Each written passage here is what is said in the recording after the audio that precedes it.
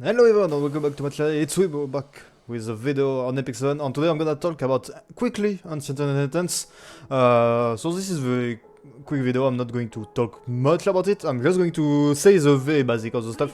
So Ancient Inheritance, what is this? It's pretty much like a roguelike, you need to go through floors on other stuff to get buff on fight enemies till you reach the final floor, so the first floor, you kill the final boss.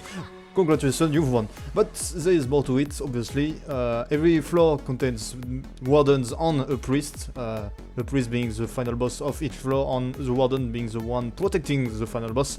So you need to kill first the warden, then the priest. So, warden fights, quickly, you just need to stuff. The warden pretty much puts, every time you attack, he attacks you, he puts a defense break stackable on you. He also, when you start the battle, you also have a seal on you, so you don't use passive units. In there, you need to rush because of the defense break, at some point you're just gonna die, so don't try and bruise it too much, just go on rush it with damage. The priest, it's basically the same stuff. There is 8 skill on the priest, you need to do as much damage as you can before he kills you. Notable skill are the second skill who lands the defense break on a seal on your unit. You need to have a cleanse at this moment to be ready or else you're gonna die at the next skill. He also grants himself some kind of weird buff that's going to do additional damage every time you're going to take a turn. Then another skill is a 6th skill, this is a very big skill that's going to one-shot you if you don't have 3 debuff on the boss at least. If you don't have all 3 debuff, he's going to 100% death pen you and you're going to die pretty much. And one more thing, he grants himself a counter attack buff which you need to sleep or else you're gonna die after the skill anyway.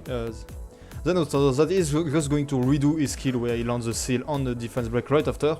On the A skill, he's just going to one-shot you, kinda like the expedition boss when they go in rage after doing this skill 3 times. But yeah, that's it about all the boss, pretty much the main bosses at least. There is also other monsters you can find in Ancient Inheritance like the Bentley, Golem, Beerus, or Ferus, I don't remember exactly the name, the Sentinel, or even Scorpoetra. Those bosses are all mechanic, but I'm leaving you guys to discover them or watch other video to explain more on that.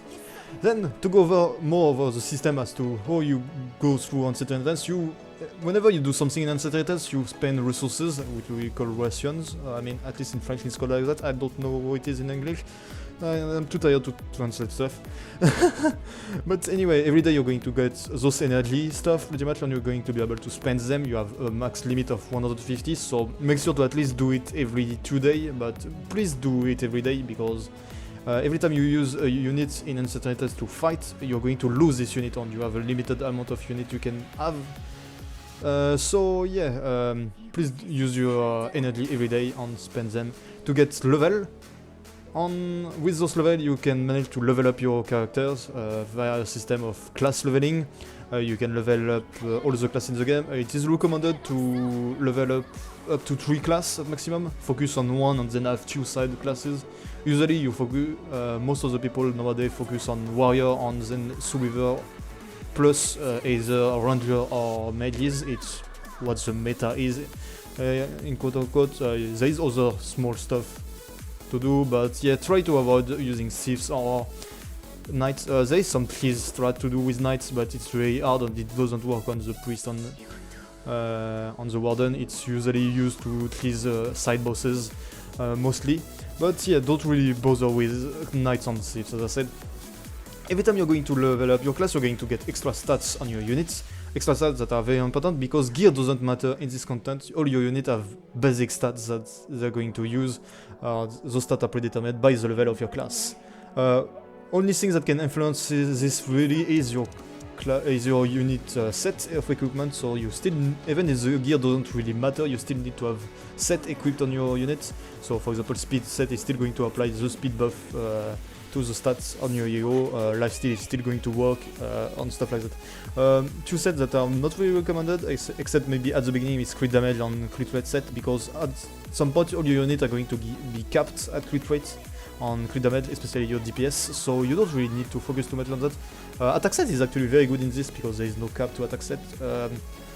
Same for effectiveness and all that, but effectiveness you don't really need because you're also going to be at the cap for effectiveness to at least be able to land on every boss. I mean, except 15%, because yes, 15% is still in this content, and it's going to be quite annoying. You're going to see that sometimes one word could be really good, but just because 15% said no to your defense block, you're just going to do no damage.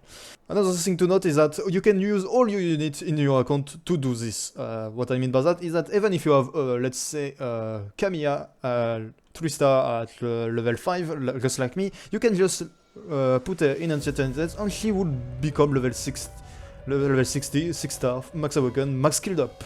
That's very nice. You can use any unit you have, even if you are early player and that you don't have much unit build, you can use any unit you have in your account. Not on that is that, however, it doesn't count artifacts. Sadly, artifact doesn't get max in this, so you still need to put right artifact on the units, and you still need to put, as I said, at least the set of equipment for having to have a set to be able to be effective on them. Other than that, you might be wondering why should we do Ancient Inheritance. It's because of this gear set that you can see right now, and also the many reward you can get in the shop. Note that 4 of the 6 pieces you see right here are going to be dropped on the priest of each floor, and the 2 others are going to be in the shop that you can buy for the resources that you are going to get through doing quests, killing mobs, and other stuff. You can also get in the shop, if my memory is correct, that you can get gem, mod gem to use on your equipment to cleanse the substat. You can also get Molagora, maybe bookmarks if I remember, but not that much. And there's probably other little thing you can get, but all the rewards are generally pretty nice. That's also not counting the rewards that you can get on chests on the map. Some chests, especially the one defended by a mini-boss, like as I mentioned previously, Golem, Bentley, etc. Those hide usually pretty good chests with reward like reforged mats, goldstone, even elemental summon, and stuff on leaf, all good things that you really need, so make sure to do them all. Speaking of chest, there is something that you need to know about Ancient Inheritance, is that you shouldn't go and use chest on the first 2 floors, floor 1 and floor 2, because the rewards are just not good enough. You should rather just... Floor 1 and 2 is pretty much a rush. You need to rush floor 1 and 2, Warden and Priest, to be able to get access to floor 3, where the rewards start to get increasingly better, and obviously finish by doing floor 4, where every boss and every chest you're going to loot are going to give pretty big reward. But yeah, that's already it. I've already explained pretty much everything I wanted to say about Ancient Inheritance. There's probably other stuff I forgot to mention, but as I said, I wanted to do this quick and to talk about it for 20 or 15 minutes. I've tried to condense this as much as I could. If you have any question about Ancient Inheritance, you can ask me right away. You can also, I'm probably going to put the link to the description of Tristan Wolf YouTube channel, because I know he's very good at this. I usually follow him for all of the trial on Ancient Inheritance stuff, and he does a really good job at explaining strats on other stuff. But yeah guys, that's it for this video. Hope you guys will have a nice time in Ancient Inheritance, and remember to do it. You need to be, last thing, rank 40 if I remember correctly, so if you're a new player, try to get to rank 40 and in a guild obviously, before tomorrow, so that might be a bit tight spot for you. But I think if you get to rank 40 even after it started, you can still join. Problem is that you're going to be late to the party, I guess, and that you're not going to be very helpful to your guild. But yeah, make sure to do it. It's very important for your guild and for you. It's a lot of reward, don't miss on them. Yeah. Girl, I'm sold. We never took another, something cold.